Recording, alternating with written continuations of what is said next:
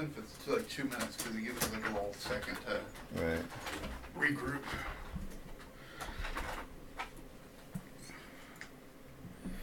I gotta figure out something Star Wars to put up over there while we do this, though. Let's look at the Star Wars stuff. Welcome back if you're here. If it's already back up. Put up something that says, May the 4th be with you. May the 4th. Just search YouTube for May the 4th be with you picture. Or not YouTube, but Google.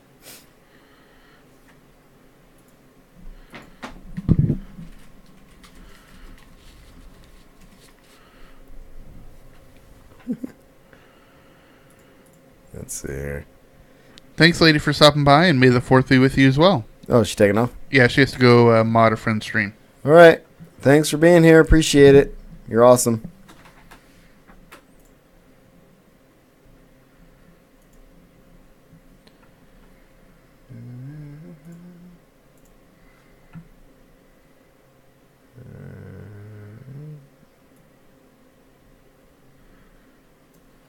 All right. Here we are.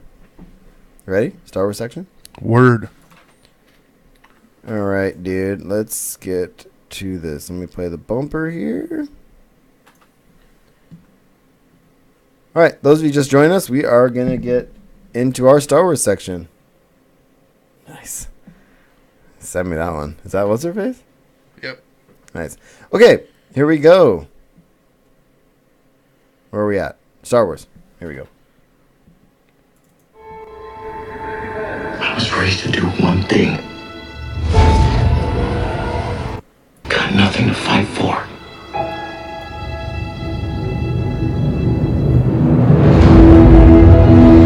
Nothing will stand in our way. I will finish what you started.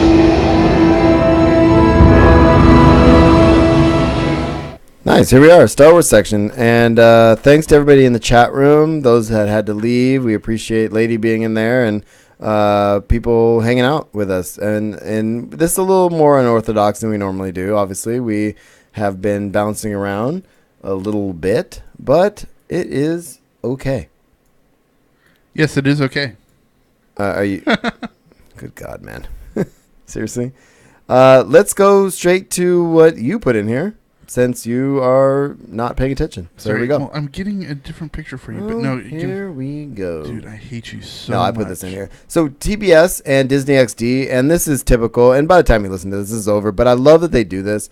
TBS is doing a May the 4th all-day Star Wars stream, and Disney XD is going to do a marathon of Freemakers Adventures. So, and like back in the day, which was really kind of cool to be able to.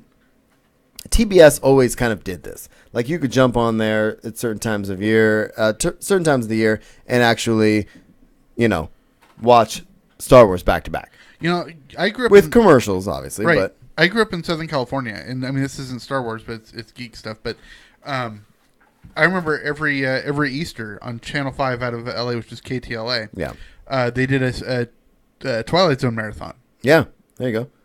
And I love marathons on TV. And you know what's funny? Crazy side note. The other night, Kate and I were watching something, and you know how when you're watching something on DirecTV or whatever, and then you bounce back to real TV, and all of a sudden you're on a channel you didn't know what was going on. They're playing Office Space. And I found myself, and it was right in the beginning, and I found myself watching 40 minutes of it before I realized, like, crap, this is not what I set out to watch. I love that movie. Anyway. That was a weird side note for a Star Wars section. So, J.J. Abrams made some comments about Star Wars being a religion, not a movie. Well, if you actually go to Australia, this is for our Australian listeners there's actually, I think there's a place on like their census form, or enough people wrote it in for the Jedi religion. Right. So here's what he says. Yeah, Star Wars isn't a movie, it's a religion. But this religion people have, they don't always know how... It was a simple story. How fungible about a boy who these was things lost. are. Fungible? That's a weird word. And a girl who was and he broken. said this to the Wrap. And he said, Abrams told a story about They fought Harrison Ford alongside sitting in the Millennium Survivor. Falcon while filming The Force Awakens, war and immediately veteran. noticed that two yolks on the dashboard And a weren't fallen there. knight. on the original Star Wars spaceship. I led them Abrams into said that battle was because the first movie was against made an on such a evil low so budget they couldn't terrible. afford actual yokes with It brains tried that to stayed black put, out the stars. which the Force Awakens production budget We fought could for each now other. accommodate. So the lack of authenticity was actually We fought for an those who improvement. could not. That kind of example But we doesn't never really imagined illustrate Abrams' point, it would end considering it was an actor who set like on this. set who noticed it.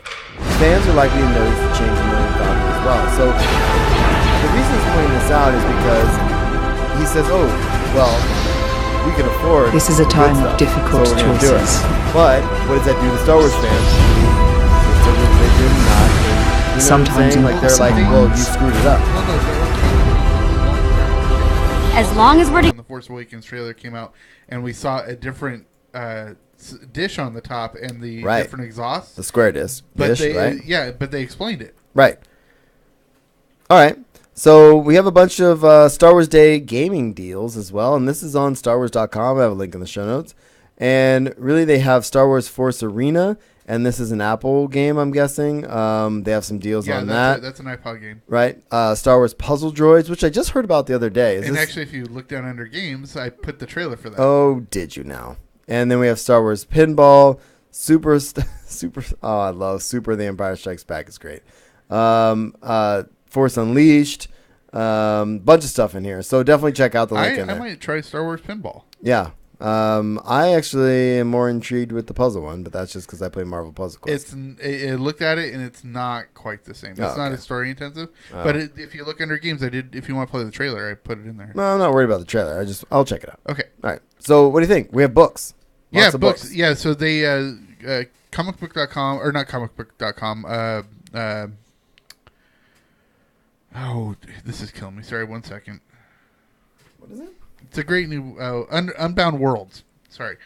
Unbound Worlds, which talks about sci-fi and fantasy literature and stuff. All right. They're the ones that came out with an article talking about all the Star Wars books that are coming out this fall. In order, we've got July 25th is going to be the Battlefront 2 Inferno Squad book that we've talked about a few times. September 1st is going to be Phasma, the book about Phasma. Right. The one I'm looking forward to most is October 3rd. Is called From a Certain Point of View. Ooh. And it's 40 different authors writing stories about the Star Wars universe. Oh, I love it. That sounds awesome. And then Halloween is a book called The Legends of Luke Skywalker. And there's no description about anything about this. The only thing is the author tweeted a few days ago that he was writing it. Okay. Oh, so it's only one author? Yes. Because I was going to guess that it was a collection of short stories. No. Okay. Here we go. Nope. Cool. All right. So new Star Wars book dives deep in the history of the Force. So this is the one that what you mentioned earlier, the Wills. Right? Yes. And what's important about this is this is okay. So Greg Rucka is what I'm guessing. Forthcoming middle grade novel called Guardians of the Wills. And it's focused on Chirrut and Baze Malbus from obviously from Rogue One. And that is going to dive deep into all of this stuff that we've kind of been, I don't know, I guess speculating, I suppose. The title itself is proof that Lucasfilm Story Group is using the once discarded concept from Lucas himself, in which the Wills were an ancient race who conveyed the now ancient story of Star Wars to Lucas, effectively making it a storytelling device. So that's interesting. Yeah. Yeah. Very interesting. Yeah. No, I would like to know more about those two characters in particular, but at the same time, knowing more about the history of the Force itself would be pretty damn cool. Exactly. So, especially if it builds on into Last Jedi. Yeah. Exactly. All right. So tell me about the new characters that are involved in Han Solo. I don't know. Do we want to do it? I just put it in there for fun. I would rather not. Yeah, yeah, that's the problem. So we're almost done here, but I'm gonna open it. Okay. So we have new characters revealed for the Han Solo movie. Now we kind of glossed over this last week a bit, and basically it was because we didn't want to kind of be spoiled. But I mean, if it's just giving character descriptions, and I think that's fine. I just don't want story. Yeah, exactly. So in the wake of Emily Clark's comment that the secrecy, blah, blah, blah, let's see what we got here. Amelia. What did I say? Emily. Well, it's the girl that plays Targaryen in Game of Thrones. Gotcha. So the details are coming from Making Star Wars. After Jason Ward confirmed a few set reports in which a couple of characters' names in the new movie may have been revealed. One character's name is Val, who Ward himself speculates could be played by Clark, but no source could confirm. And Val is referred to as being played by one of the top billed actors. So this is all speculation, obviously. And the report indicated the name Val was used on set at Pinewood Studios. Okay, that's cool. The other rumor says that another character is named Mother Proxima, who will be portrayed as a puppet. That's interesting. And a new character will be operated by David Chapman, who is one of the puppeteers of BB-8. Oh, awesome! That's pretty badass, actually. Yeah, that is cool. So yeah, I don't want to dive too deep into that, but I mean, as we said on the stream we were on earlier tonight, the Han Solo movie has me kind of wary anyway. So I don't mind kind of jumping in there and seeing what's up. No, of course not. Okay. Yeah. What else we got? So this just came out today, but you know how you always get like little tidbits about the actual process. Well, Rian Johnson, who wrote and has directed the Last Jedi, he purposely asked Abrams to change something in The Force Awakens. Interesting. And Abrams did it because it was early enough in the process. And what he asked him to do is originally, I guess, at the end of Force Awakens, when Rey goes off to find Luke, as we know now, she took R2-D2 with her. Right. In the original script, she was supposed to take BB-8 with her. Oh, okay. Okay. But Johnson, who was starting to write Episode 8, knew how little screen time R2-D2 got in Force Awakens and wanted to tell more story around him. And so he said, hey, can you leave BB-8 back at the base, right, and have her take R2-D2 because I want to delve into the R2-D2 stuff. And he said, absolutely. Oh, cool. And so that shows that Rian Johnson's going to be giving a lot more storytelling time to R2-D2. Nice. Which is one of the big drawbacks from Force Awakens. Yeah, no, that sounds good. Yep. Good. All right, dude. Are we done? Yeah, like I said, if you look at our show notes and go in our games, you can watch the trailer for the Star Wars Puzzle Droids. And there's there's not a lot of Star Wars news out right now, and I honestly think they're holding it all back for D23. They are, and what's interesting about D23 is it's a week before San Diego Comic-Con. It is, and we'll talk more about Comic-Con later, but having it a week before San Diego Comic-Con was why people were thinking that Marvel wasn't going to come to San Diego, but they are, which we talked about a few weeks ago. So I think and I heard this on another show, it makes sense mostly because it's like, why would we not have 2 weeks of promotion instead of just one? Exactly. So it makes sense. Let's get to our last section, dude. And we don't have a whole heck of a lot, but I'm happy with the news that's out this week. I think it's got some cool stuff. Yeah, there's some cool stuff. I can't imagine any kind of future where I'm a hero. Well, you're not. In the future, none of you are heroes. You're legends.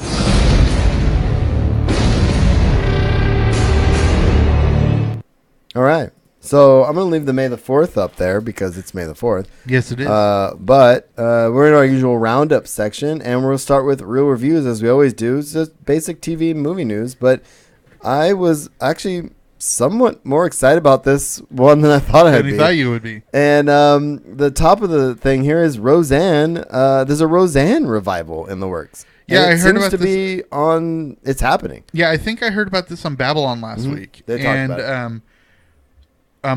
You know what's really interesting about it is well, Goodman's back, Roseanne's back, and what's her name's back as well. Sarah Gilbert. Yeah. She's I think she's currently on The Chew is the show that she's on. Oh, okay. But the thing that kind of I'm curious about, especially since Goodman's back, is Goodman died in the original series. Yeah, that's what I hear, and I didn't finish the series, but yeah, because basically what happened was that he dies and they win the lottery. Spoilers. Yeah, I do remember the lottery this is like thing. 20 years almost. No, I remember the lottery thing actually. Yeah, and that was the whole last season. Right. But what they did is at the end of the season they wrote it off that no, they didn't actually ever win the lottery. Dan died of the heart attack that he'd had at the end of the previous season, and all of that was Roseanne writing out her grief. Okay. Okay, so that's interesting. But I also want to know is how is this going to affect other actors that have now moved on to, I hate to say bigger and better, but more recent things, because I mean Roseanne was huge, like say Johnny Galecki from Big Bang Theory, or Sarah Chalke, who went on to do Scrubs and How I Met Your Mother. Right. They're both involved. So Laurie Metcalf, who's okay, think about it. Roseanne turned into the Big Bang Theory because Sarah Gilbert was in Big Bang Theory. That's a good point. Johnny Galecki, Laurie Metcalf, who plays Sheldon's mother, was Roseanne's Oh yeah, sister. she was. Yeah. I like that actress. Oh, she's great. She makes me well, laugh. she also did the voice of Andy's mom in the Toy Story movies. Oops.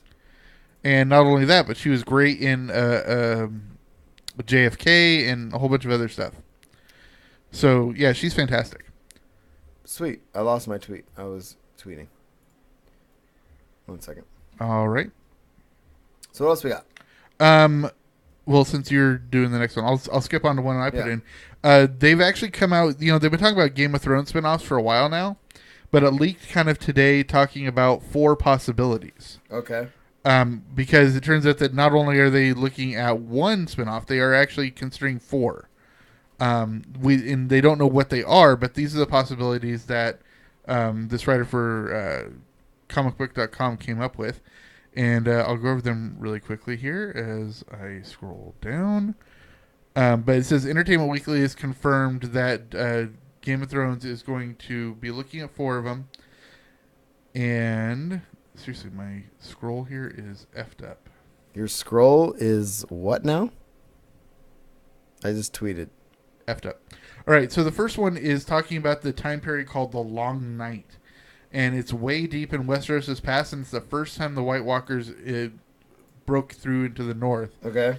And it's about that time period that was, I guess, 20 years. And it's when the ancestors of the Starks and the Men of the North built the original wall. Interesting. Okay. So they're looking at that. They're also looking at... Here's the thing with the Game of Thrones spinoff. I mean, I honestly feel like with Game of Thrones, with all these very established, very wide-reaching universes, like you can go anywhere with it, but really it comes down to the story and the characters you choose. Yeah, well, absolutely. Well, the kind of following up with this really quick before I get into the other 3 is these are sorry, I sound muffled. You're a little low. And I don't know why. Yeah, I'm not sure.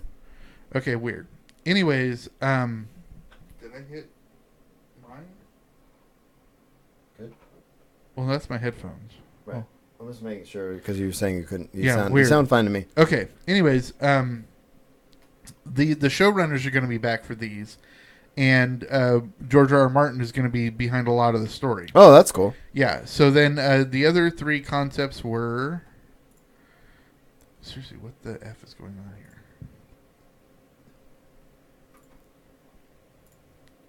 Let me try it this way. Another thing is the Targaryen conquest. And so this is when the Targaryens made it to King's Landing and combined all 7 separate kingdoms. Yeah, and that makes a lot of sense. The upside to that particular storyline is, well, there's an upside and a downside. The downside is production value because you were talking a lot of fighting, war stuff, special effects. But the upside is you get the backstory before. And honestly, if they went that route, you would see probably, I'm guessing, a young Jaime Lannister. No, because this is 300 years before, I believe. Oh, I thought you were talking about the overthrow of the... No. Oh, I know what you're talking This about. is when the Targaryens took over. I got you. Yeah, Okay, I got confused. But talking I'm about with that, talking about Robert's War, Yeah. that is also a concept they're looking at when Robert was younger, when Stark was younger, and Jaime killed. Right. And why not do that? I mean, explore, obviously follow Jaime around and basically do a, how he got Kingslayer, Right. that kind of thing. Right. I think that'd be interesting. And then the 4th one is the original Dance of Dragons, Yeah. which is the Targaryen Civil War that took place, which basically slaughtered all the dragons. Gotcha. Now, the biggest thing going about that one is that it's going to be very expensive to produce because you have so many CGI dragons. Well, and I think they really just have to see how the next season goes, and if they keep it up, if Martin comes out with that other book, that's a big part of it too. Yeah. I think. All right, let's go back to what we skipped a minute ago. Doctor Who Companion may return for the 2017 Christmas special. I love the Christmas specials. I'm a big fan of Doctor Who, obviously. It's usually where they introduce the new doctors. Usually, and also you also get a little. They can bring doctors in from before. They can bring characters in before. And what I love from is, before. like, the first time we ever saw Donna was in a Christmas episode, and then she didn't actually become a companion for another year and a half. Exactly. So the idea behind this is they're saying that Clara Oswald will probably come back for this next Christmas special, which Not makes as sense. much of a surprise because she just left. Well, yeah, but it's not like they're going to bring in. It would actually be really more interesting if they bring in, Amy Pond or something like that. You know what I mean? Actually, I would love for them to finally bring Donna back, even though her memory was wiped. Right, and I think that's why they're bringing in Clara, Right. is because. Well, honestly, I think it would be great to have Donna come in again. Yeah. But she doesn't know anything about it. But her, so for her to experience the first knowledge of it again, Right. And hear, "Oi, spaceman!" All right, I'm with you. All right, so let's get to movies. Chris Pratt, he's behind this Cowboy Ninja Viking thing. Have you heard about this? I did not, but you skipped. Oh, did I skip Big something? Bang Theory. Did I? Oh, shoot, I did. Back to TV because I skipped something. I have to talk about this story. I have a really weird issue with this. Okay. It's not an issue. It's just one of those things. Mayim Bialik and Melissa Rauch, they play Bernadette and look at me like that and wait for me to come up with a name. We're supposed to be a partnership, bro. I'm just looking the article. Amy. And Amy. The bottom line is they were still negotiating, and we talked about this a couple weeks ago where the main cast was making, $1 million an episode? Well, I think the big three were. And then no. And then I think It's more than that. No, well, they make more than that, but I think the other two, the big three of Kaylee Cuoco, and Jim Parsons and Johnny Galecki. they make more than everyone else. Yeah, they Then re-signed their Right. contracts. Then you have the second tier, Yep. who's Wolowitz and why am I drawing a blank on his Well, name? let me Yeah, read you this. just tell me. Let me read this last part because I think this is interesting. Because, okay, so those guys were making about $1 million an episode. Right. The main dudes. Before the new re-signing. Right. And so the two actresses I mentioned a minute ago, they finally reached an agreement, and they're both going to get $500,000 an episode, Okay. which, a lot of money. That's for the next 48 episodes, okay? But the increase, this is a major increase from their previous contract, but the rest of them took a cut, okay? Okay, well, that's cool. Yeah, so it sounds like a lot of money, but it says Kaylee Cuoco, Jim Parsons, Johnny Galecki, Kunal Noyar, and Simon Helberg will each make $900,000 an episode because they each took a $100,000 cut in order to make sure they got the money they deserve, which I thought was kind of cool. No, that is very cool because, the funny thing is, even though the other people have been on all 10 years, those other two have been on for like 7 seasons. I'm raising my hand. What is a card? Okay. That's a lot of money for a sitcom, dude. It's a lot of money. It is, and thing is, It's so much money. okay. $1 million an episode Okay, for 48 episodes? 2 things here. I'm not a mathematician. 2 things here. Okay. You gotta remember, Friends was making all 6 I Friends know. were making $1 million an episode. And that was in the 90s. No, it's 2003 and 2004. yeah. Okay. Cool. But the thing about it is, you have to remember they're well into 10 years now, right? As it is right now. Once you get past 5 years and you can start selling syndication, right? Yeah. No, that's where all the money is. And now they've had 5 years of syndication plus deals with Netflix and Amazon, whatever they're doing there. They've made all that money back and then some. So now they're paying those people off, basically. And you got to remember, it's the same thing that happened with Frasier. No, I'm with you By about the end of Frasier, yeah. by the end of Frasier, Kelsey Grammer was making $2.2 million an episode. By the end of wow. By the end of 2.5 Minutes, Kelsey Grammer. What did I say? I think you said Kelsey Frazier. I'm not sure what you said, but No, it wasn't. that's pretty funny. It wasn't Kelsey Grammer. But by the end of oh hey Arjar, he said yeah, Amy. yeah. Thank you. And blew then by the end of by the end of his time on 2.5 Men, I believe Charlie Sheen was making $2.5 million. It's a lot of money. So welcome to all the new people in the chat room. Thanks for being here. I tweeted out that we're talking pop culture in case you want to join us. Sakari's stream must have ended. And see what's up. Yeah. Or he ran out of cartel coins. Well, here we are. All right, let's talk movies, dude. Chris Pratt, as I said before, Cowboy Ninja Viking. Yeah, I had not heard about this. Well, this is based off of a graphic novel, which I didn't know about. But he is really adamant about it and is still searching for a director for it. But from what I understand from the article, everything else is in place. They're just trying to find someone to kind of spearhead it. So cool. That's cool. Best of luck for that guy because he's phenomenal. He's an awesome guy. We already, in our trailer time, talked about Dark Tower, and that has been rated. And it's pretty much ready to go, dude. And I am excited. Yeah, it was a really cool looking trailer, and I'm gonna watch the trailer like 400 times after we're done. Yeah, you are. Just so you know. But I'm gonna get the official rating here really quick because I think that's important. I'm guessing PG-13, but I actually didn't open this up to find out. Is it rated? Oh, we have an ad playing probably. Well, it's ready to go. It doesn't say, rated, meaning people are saying it's, okay, it's 3 point, okay. So they're rating it, not it has a rating. Okay, never mind. I don't want to talk about that. That's dumb. Do you know what I'm saying? Yeah, I got you. Yeah, they're rating it like, it's this out of this instead of whatever. Right. So one of the things I want to talk about is the King Arthur, Legend of the Sword. The test screenings were very successful. This is the fantasy movie I think that we need for right now. Well, what I think it has going for it is it's Guy Ritchie doing a British property, and that's always when he's been the most successful. Yeah. Oh, and everybody left the chat room, so fine.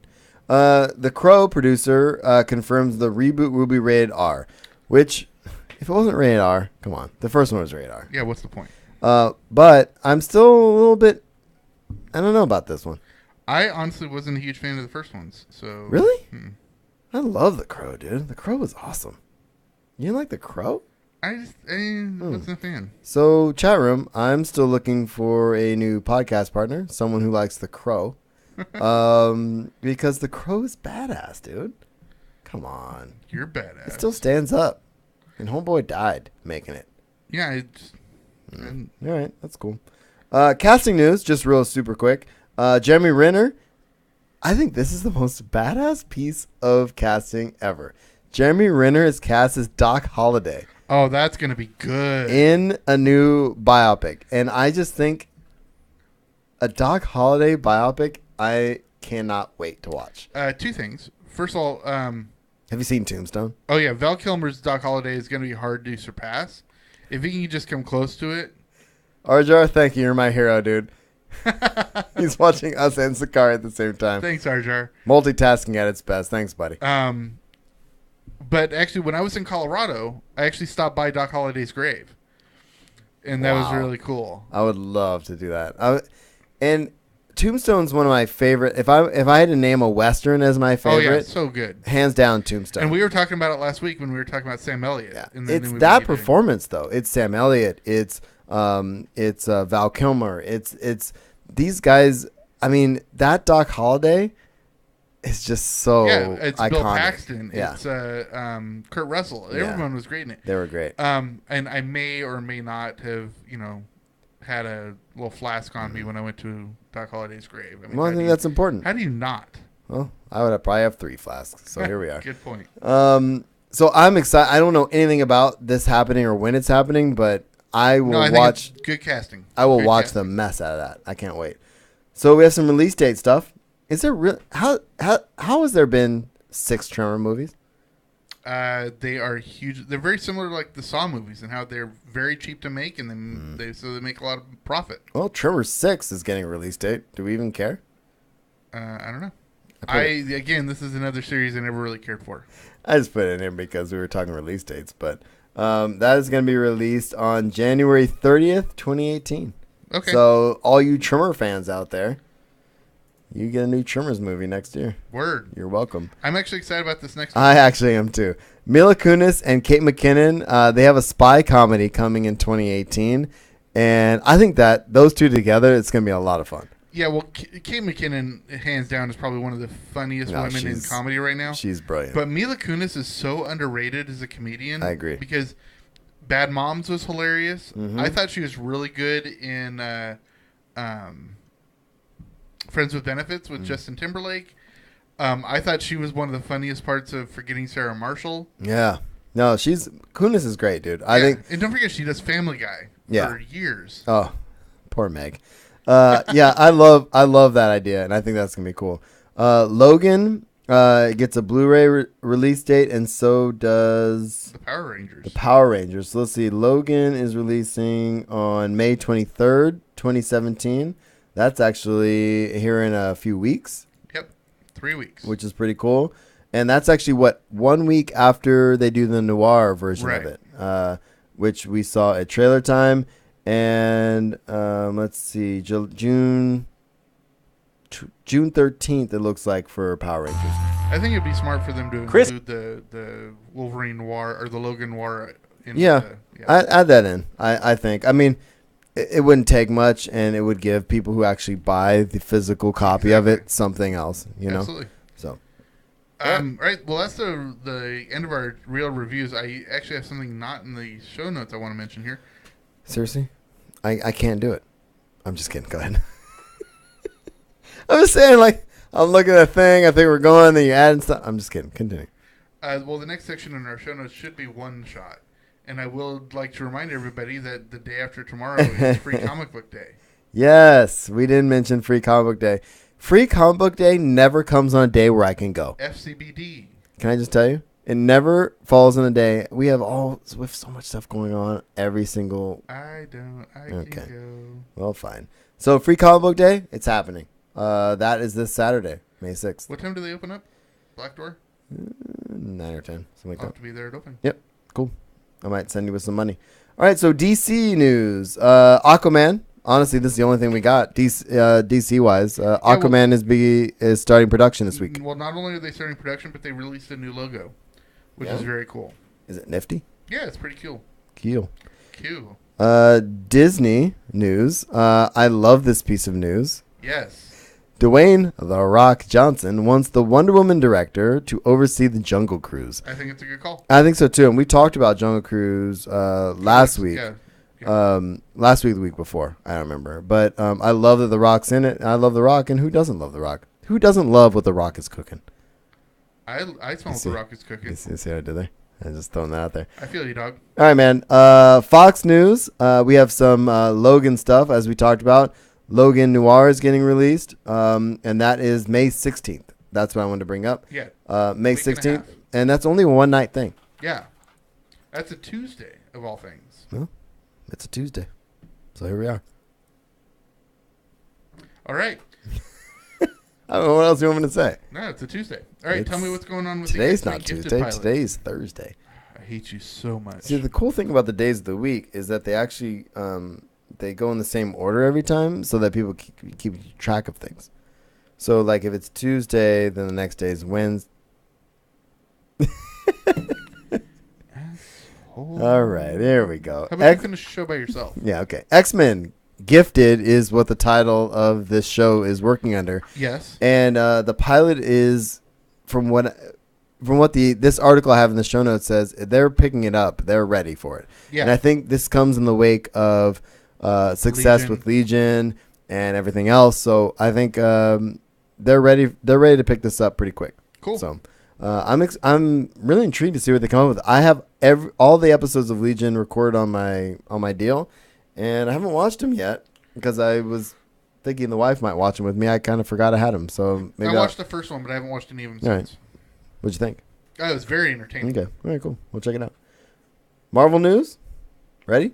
Ready? This is a huge one. and mostly just because it's just a lot of zeros.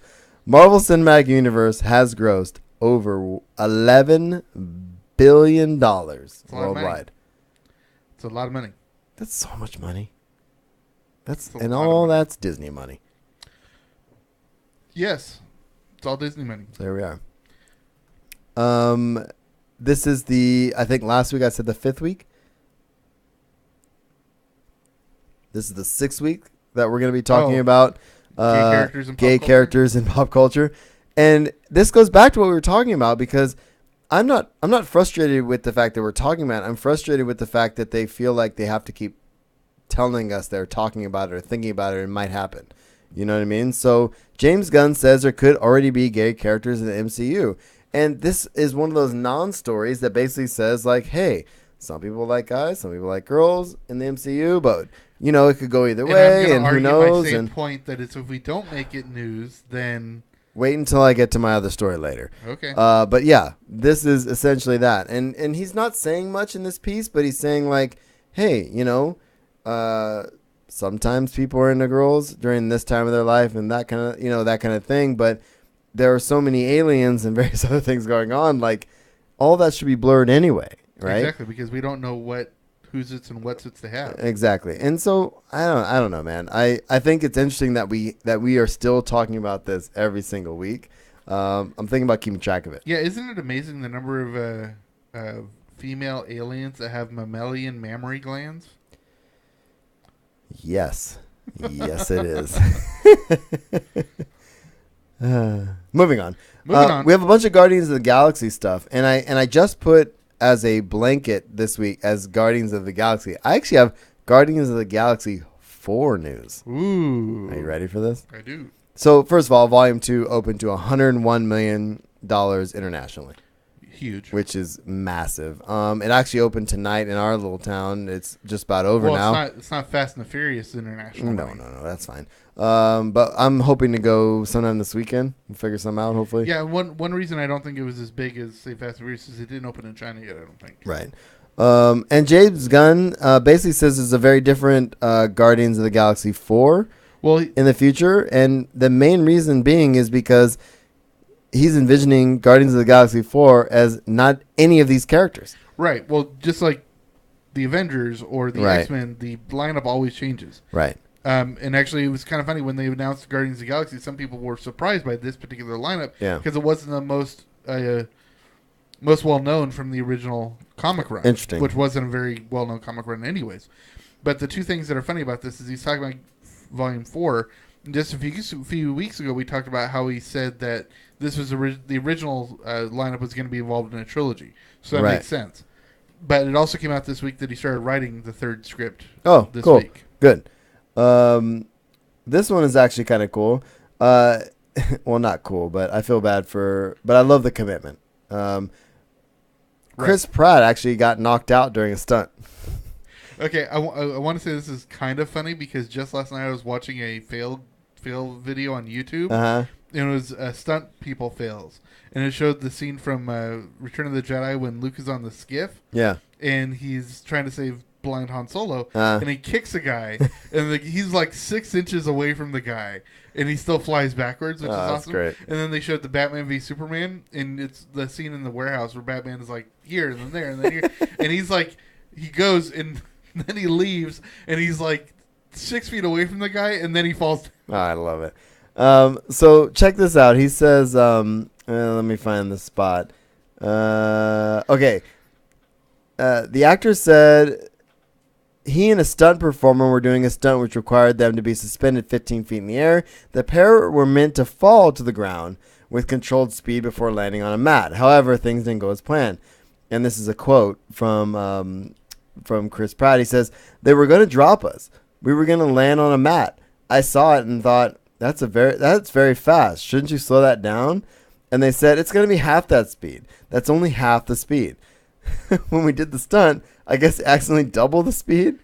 So essentially they dropped us in midair, Pratt explained. He said, while falling, Prince said, he adopted a position which wouldn't hurt the stunt performer working with him, but it made him take a hard landing. And he said, I turned this way and bounced my face off the mat.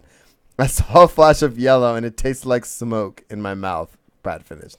So yeah, Hello, concussion. that's not good, but also kind of funny. Do you smell toast? Yeah. Are you having a stroke? Do you taste pennies? Last thing here in Guardian stuff. Dave Bautista wants a Solo Drax movie, and Of course he does. who doesn't want their own movie? I know, right? But a Solo Drax movie, and the reason I put this in here, that'd be a lot of fun. Well, Karen Gillan also came out this week and said that she wants a Solo Nebula movie. But yeah, and I'm with you. But think about a Solo Drax movie for a second. You could take that in a very, I don't want to say Logan way, but you could take it in a very dark, like when he lost his family, what happens after that kind of thing. Okay, you know what I would love? I would love for him to show up as one of the gladiators in Thor Ragnarok. Oh, that'd be cool. But what I'm saying, yeah, that. But I'm saying, like, what happens after he loses his family? How deep does it go? And have it be a revenge flick where he's chasing down... Exactly. And then, Ronan, and then have it stop at Guardians when he joins. When he meets the team. When he meets him in the jail. Exactly. I think that'd be cool. Okay, I could be on Or board. how he got imprisoned would be the end of the movie, right? Should we get the Defenders coolness? Yes. So from what I understand, the Defenders, and we watched the trailer during trailer time, but Defenders will take place very soon after Iron Fist. Cool. Which I think is cool. There's a badass poster. Have you seen that poster? I have not, but I Open need to post it too. open the poster because you got to post that. That is super cool. So I have a link in the show notes to the Defenders banner poster, and it's pretty sick if you like cool stuff, which I do. Where is it? I'm opening it. Open it up. Oh, there's a bunch of pictures in here. There's some cool. Oh, that's sick. Sticks there, and like, oh, that's sick. There's a lot of photos in here. Oh, we're all looking at photos in the chat room. Can't see it. So we're going to move on, but that's okay. And the showrunner is detailing the show's street level story. So I want to find, there's a quote in here I want to talk about really quick. But I guess the idea behind the Defenders is obviously defending New York, obviously. But what is interesting is that it's going to be a very kind of like the other one. It says the Defenders has street level stuff that everyone loved about the other shows. It's about a bunch of strong-willed people who are very happy to work independently, but realize they have to work together and that they're much stronger together. And it says it was quite a journey to keep them all involved and active at every point. So yeah, I mean, how do you get four people who really hate others you know, together and stay together? I think that's important. I can't wait to see how the dynamic works out. I think it'll be fun. Black Panther news. Yes. Will Black Panther introduce the MCU's first openly LGBTQ character? Yeah, when you mentioned it earlier, I knew this was where you're going. You knew this where I was going with this, right? I don't know. Will it? I mean, what I'm saying is this. We've been talking about this a ton, and it's going to keep coming up, and it might happen. I'm not sure what the couple is, to be honest with you, and I don't really care. But the bottom line is, at some point, the MCU is going to have to cross that barrier, right? And is it going to be Black Panther? Is it going to be before? Like, you know, where are we going to go with it? Right. So, and, you know, to paraphrase Joss Whedon, why do you keep talking about so many LGBTQ characters? Because you keep asking me. Yes. And Runaways, Marvel's Runaways, has ordered a series at Hulu. Awesome. And we talked about this months and months ago. Yeah, so it's Hulu, so it's got to be, what, 10 episodes? Or 12? Usually they're around 10, I think. I know, what was it? Man in the High Castle, I believe. I think it was 10. I think that was 10. So somewhere around there, 10 or 12. But yeah, so that's happening. And so let's get to convention stuff, and then we're going to get out of here, dude.